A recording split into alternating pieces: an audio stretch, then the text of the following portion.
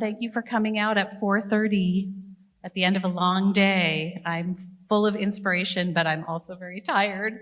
So we appreciate you taking this journey with us. My name is Cynthia Burrow. I am the owner of Strategic Education Solutions. We are an educational technology and curriculum development company that works with people with intellectual and developmental disabilities to help them build the lives that they want and deserve. Today, we are going to be sharing about a project we're doing on participatory action research, getting folks with IDD at the table whenever work is being done about or for them.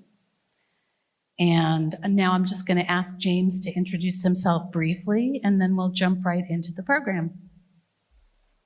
I'm James Meadours. I'm from San Antonio, Texas. I've been an employee for Strategic Education Solutions 1 year, but I'm going to talk more about my story throughout my speech. And like Paul Harvey said, you will hear the rest of the story today. All right. So James, I'd love for you to share with everyone some highlights from your 35-year career in advocacy. Yes, I got involved with the Architects of Tulsa back in 1990. I was a very young person back then. I was like 22, 23 years old, and I had more hair back then. I was a lot thinner back then, but this was the first time someone asked me if I could be on the board of directors. At the same time, I was gaining confidence to learn things about like public policy issues, peer mentor stuff, and also learn more about myself. Living independent, I have an opportunity to move from the group home to my own place because 5 years before that, I was able to get out the group home with a 12-bed group home. And just a couple of years ago was my big anniversary to live independent. With that, during the opportunities happened to me of different ways to empower myself and so help others. One of the neat things happened to me was the National Public Radio, NPR, called the Abuse or Betray series. You could still look it up online. You could watch the series still online. Just Google my name. You could see the series on the internet. And like I said, I became a SCS employee like a year ago. But the cool part of that was that I worked with a grant with them 3 years. And they loved my gifts and talents so much. Before that, Cynthia tried to seek me out to say, I want to get to know that James Meadours person. And with that, she finally found me. She asked me if I want to be involved with a grant. And those 3 years was great because she saw my gifts and talents and my true potential as a person with intellectual disabilities. And also to show that I'm really hungry for work and to help others like myself. Through that celebration, even when the cherry up the top, some people have things to reach in the bottom of their life, but one of my dreams finally came true. I have an opportunity to go to the White House. And that was really cool because I never met the president of any president in the United States.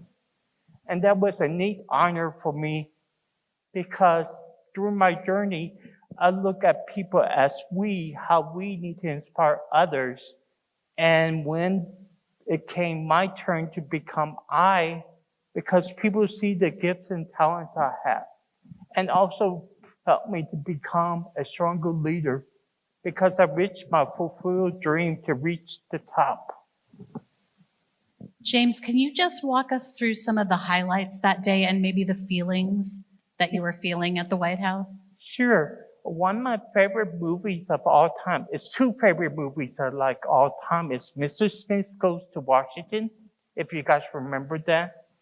And also the movie Dave, because I have a chance to go to a place I've never been before. I have a chance to meet other advocates like myself. Some of my friends were peers of mine, and some family members I know a long time. And it was great to get together, talk to each other, see how things going. And a couple of my peers in the disability rights movement say they were so happy to see me because they, James, you finally got your opportunity to reach the ultimate goal in life. So James, what can advocacy leaders like you and members of our audience who could be teachers or professionals in the field or even researchers, what can they do to help young people with disabilities become leaders? I think one of the most important thing is you have leaders in different levels of the movement. One of the things is be great to find local self-advocate leaders in your community to be a teacher for young people, to know they have an opportunity in life to do something through the advocacy movement or something different from the advocacy group movement, maybe a job they want to reach in their life and help them reach their true potential, to have a peer support like myself to give people hope. Because that's the most important thing is get people inspired to be, if James could do it, why I could do it. Because one of the things, it was challenging for me in high school, I didn't have a peer to tell me what my hopes or dreams are, or even my aspirations. And also meaningful participation, to be more involved in school activities, but also be involved in their fully community. And also to be a great way to help them to be inspired to be leaders like myself. So James, meaningful participation helps self-advocates like you. Can you share how your work with SES and on other projects has benefited you? And then later we'll talk about how it benefits me and the people like me that you work with. Yes, one of the neat things that ever happened to me was the first picture on your left side is Joe Shapiro. It may be some of you guys listen to NPR, National Public Radio. And me, Joe Shapiro, did a talk about sexuality, about the sexual assault issues. And also to focus issues that point to us, because the person focused on what they want to accomplish, what they want to reach in life. And also create a circle of support of people who really believe in us to help us to pursue our dreams and aspirations. And also learn new skills and to build with those new skills to really believe in themselves to do. Because, for example, I used to use note cards and piece of paper to talk. And over time, I felt like some of my friends said, James, one of the best ways we like you speak because you don't use any note cards or notes, but instead you speak with your heart and soul what those words mean, because it's so natural and so real how you feel that day. And, okay, sorry, go. So let's talk a little bit about the people you work with and what does your experience and your passion bring to the projects you work on? But one of the things is giving individuals hope. Give people hope and aspirations that if James Meadours could do this, I could reach the same dreams that I want to do with what James is doing. And also help peers to be following my footsteps. Give them a guide. But of course, I don't want to be a person take over their lives, but just give them a little guide to jumpstart their life, because they need to find their paths and their ones, because that's important, because their dreams and aspirations are different. But also at the same time, I see people grow from that. And that's really a great feeling. You see people grow a lot, not just learning, but also self-esteem, confidence. And also growing as a person, from a person who's maybe shy and quiet to a person who have a strong voice and tell what he or she wants in life. And also participative action is helping people to break out that shell, to share their experience, no matter if it's a good experience or a bad experience, but we could come together to talk about the things important to us. I want to just interject a quick little question because I like your perspective on this, and it's important for people who are doing research work. Why do you think some self-advocates are too afraid or are prevented by other people in their lives from participating? Because we know that happens. Some of them may be afraid because the parents are afraid they may get an opportunity to speak, they may speak the truth, but at the same time, people think they cannot do something, feel like they cannot make a difference. Oh no, you cannot do this. Instead, we should help them to, you could do that and that and that. And then also they have a fear about losing their benefits with SSI or SSDI. Because one of the neat things with me, with Cynthia and myself and my coworker Marcy, working together to help me to be protected of my benefits. So, I'm sorry. Sorry, go ahead. So let's talk a little bit about support because we know that's critical. Let's start with talking about who supports you and why you feel it's important for the self-advocate to choose who supports them. One of the most important things is you need to find the right person, not you as education persons, but people with disabilities who they feel comfortable and to feel safe to talk to. Because once a great while, people with disabilities don't get the opportunity to choose and pick their support person. But really, you need to let the person to find the right person to feel click and related to each other.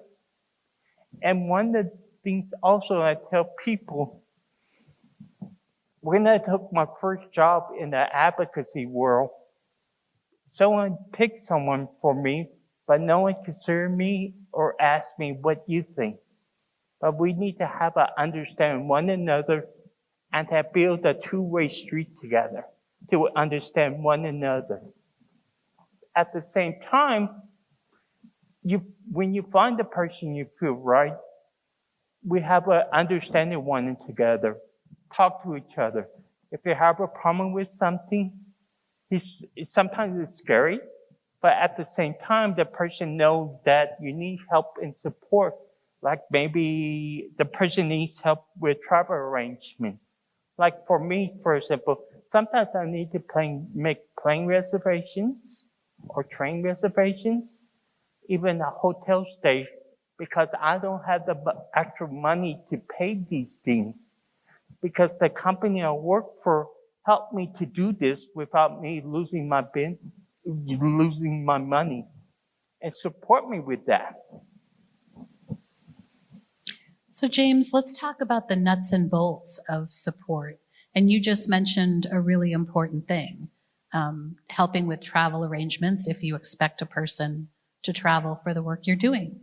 What are some of the other needs that you have around working on projects? I think the other important thing is that on different boards and committees, sometimes I need to look at the agenda. Sometimes they send me emails about things they're talking about. And sometimes they have big words they use. You know how sometimes people use tons and tons of big words because I want to understand what they're talking about. But at the same time, my support person don't tell me her opinion. She let me sound out my feelings, but she used a similar word what she is trying to say to me. And I tell her I repeat what she said and to have a clear understanding what she's trying to say to me. Because she don't put her views onto me, but instead she let me put my views to her and to brainstorm to make it easy and simple.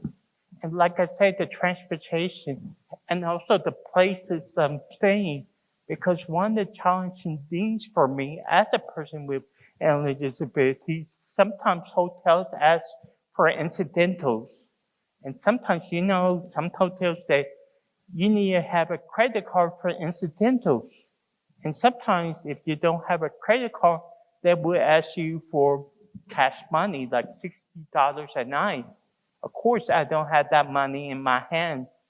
And this one of the things that's so helpful for my job is the company is willing to help me to take care of the incidentals because I never use the incidentals anyway. It does not make sense, but of course, I have to go to the policy what the hotel says. And also to mutually respect one another and support one another when we are struggling. James, I want to switch gears a little bit to collaboration. You've worked with a ton of organizations and you've worked on many, many, many projects. So you've collaborated with a lot of people. When you think about your best experiences, what made those collaborations work well for you and for them? I think one of the neat things is the work I'm doing now, the company I work for now, because we build a two-way street relationships. We talk things out, we brainstorm together. And sometimes I don't understand something. I ask my colleagues, what are you trying to say to me? And they answer me back and not talk down to me, but really make it simple for me to understand that.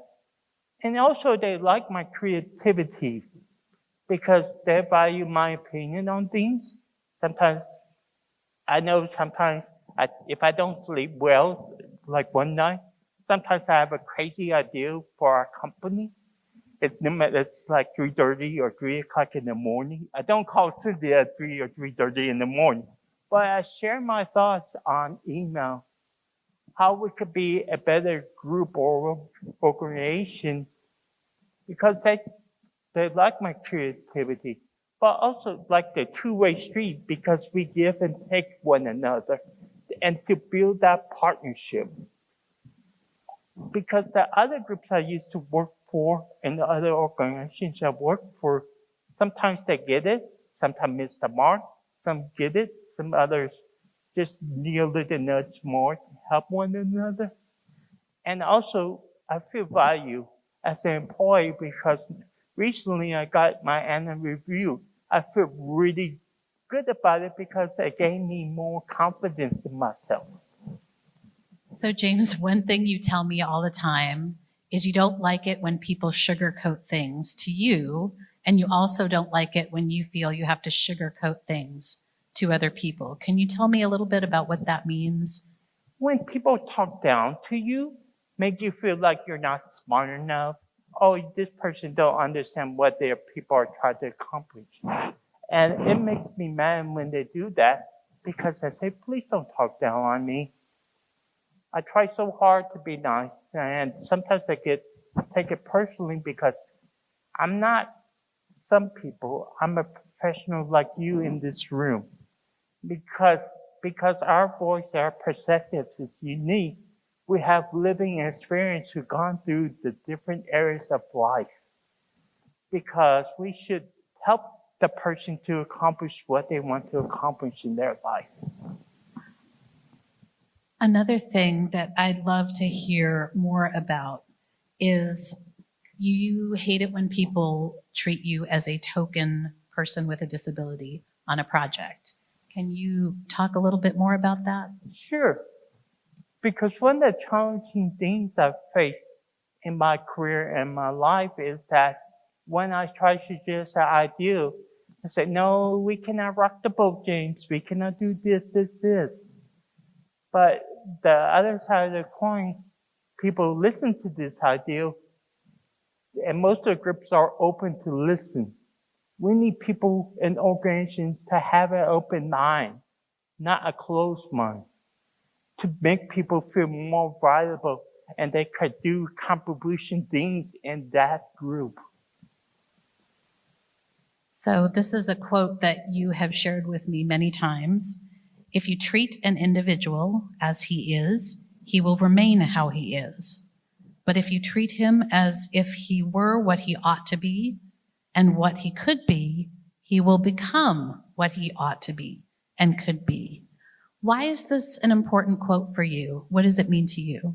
It means to me when you see this picture of me when I was in, oh gosh, I'm going to age myself now, when I was in ninth grade, because I did not imagine the person back then, even a child with disabilities, because the IDU laws were very different back then.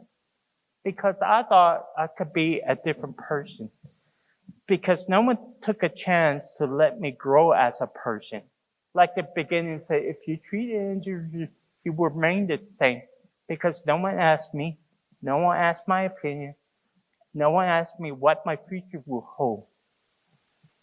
Because one of my friends, great friends, my friend Michelle, treat me him if he was ought to be. She saw the person I could be become a unique person. I could offer something in the world. And I could become a different person. I believe in myself and gain confidence.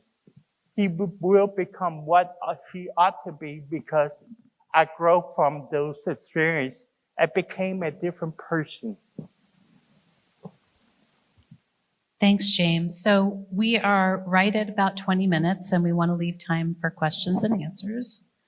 I want to close by saying that you can learn more about participatory action and other work that James does by following this QR code or the link, and this presentation is on the South by Southwest website. I will also say we are grant funded, and I know most of you in this room probably know what that means.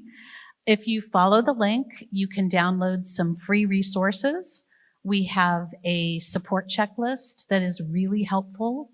It lists a bunch of different supports people might need when you're working with them. There's also a learning game that's a free download about getting paid to work on projects. And there is a survey link because our funder would love to hear from you about this session. So James, will you wrap it up for us and just give us some closing words, and then we'll open it to questions. I do it quick and fast because I hope you learned something today. Think about the people you're helping today. Just picture your student who's young and adult age. Then you could inspire the young people in your class, say, hey, I met a really unique speaker. And you could say, I want you to be that person where I hear from Austin. Let them dream big about themselves and let them grow. Thanks, James. We'd love to open it up for some questions. If anyone has any questions, I believe you can just come to the microphone.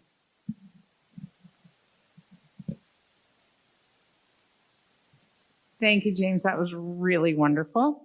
And I'm wondering if you could tell me what you think you bring to a team that no one else does.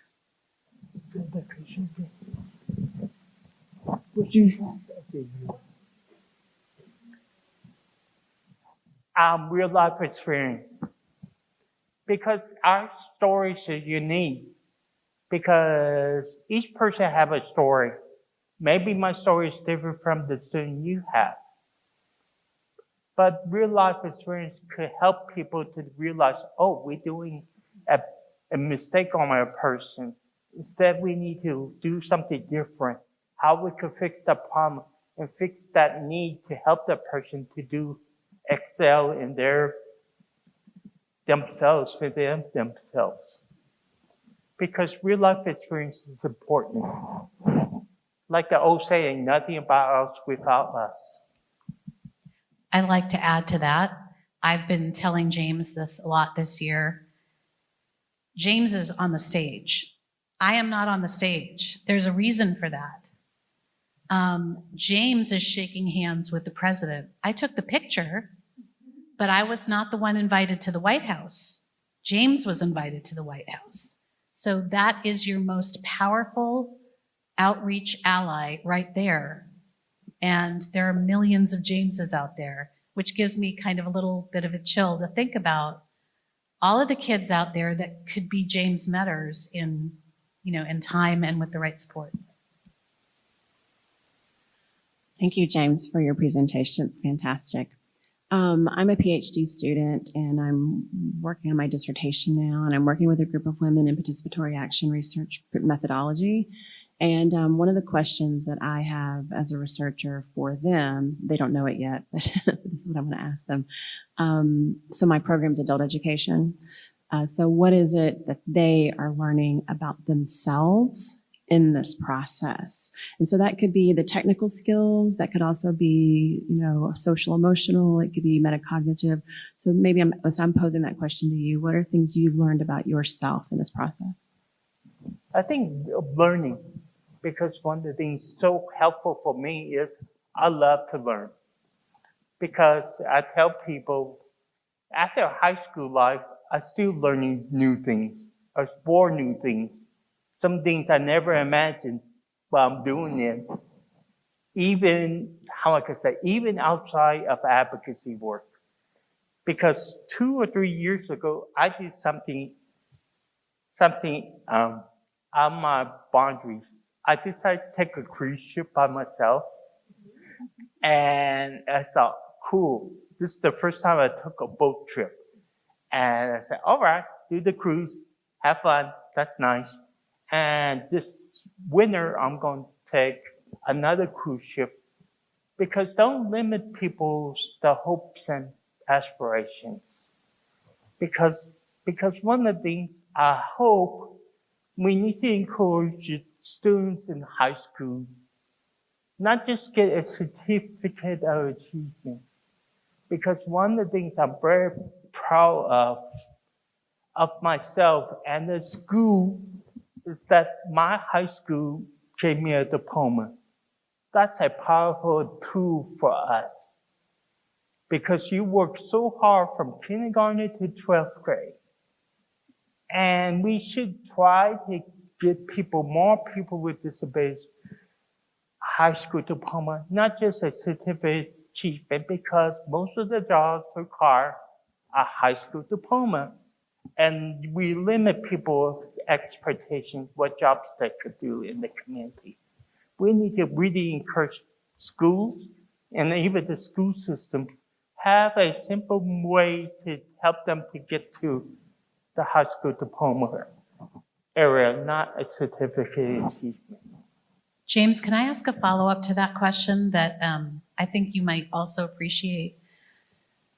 So you have challenged yourself a lot. You talked about your travels. It doesn't always go well. Yeah. Do you want to share a couple of those challenges and what you learned from the not great parts of challenging yourself? Because one of the things earlier in my career, I didn't have a good support system out there. Because I was not scared, but I was nervous like heck. So, okay, I need to figure where I need to go, I remember the third time but the third time I traveled, I was on a national board. And when I was in St. Louis, Missouri, it was a really bad weather system. But between that and try to get to Chicago was that some airlines let people fly to go to the other city, but my airline didn't let me to. And I finally got there at around 11 o'clock at night. And I was kind of tired and overwhelmed. But I was lucky that I have a friend was there, meet me at this pre-9/11 stuff, I just want to tell you, this pre-9/11 stuff, and when I was much younger, did. But my friend was there to meet me at the airport because it was a disaster. Because I saw my friend who flying in another airline and said, could you give this person to my friend? And he gave it to my friend to explain what's going on. Because something wrong with the plane. I said, oh boy.